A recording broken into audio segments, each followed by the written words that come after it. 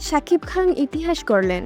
বরবাদ দিয়ে শুধু রেকর্ডই ভাঙেননি, নতুন স্বপ্নও দেখালেন ডালিউডকে। এবার টার্গেট 1000 কোটি ক্লাব। চলুন দেখে নিই কিভাবে শুরু হলো এই দুর্দান্ত যাত্রা। ঈদ উল ফিতরে মুক্তি পাওয়া 6টি সিনেমার মধ্যে সবচেয়ে বেশি আলোড়ন তুলেছে বরবাদ।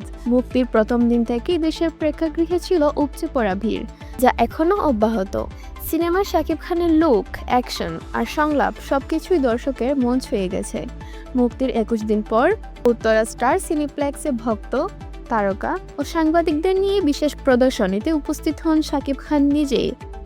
ভক্তরা জানান, সিনেমা দেখার পাশাপাশি প্রিয় নায়কের সঙ্গে সাক্ষাতের আনন্দ তাদের অভিজ্ঞতাকে করে তুলেছে আরও বিশেষ। শাকিব খান জানিয়েছেন, যদি এভাবেই দর্শকদের ভালোবাসা অব্যাহত থাকে তবে ডালিউড সিনেমা একদিন বলিউড হলিউডের সাথেও পাল্লা দিবে।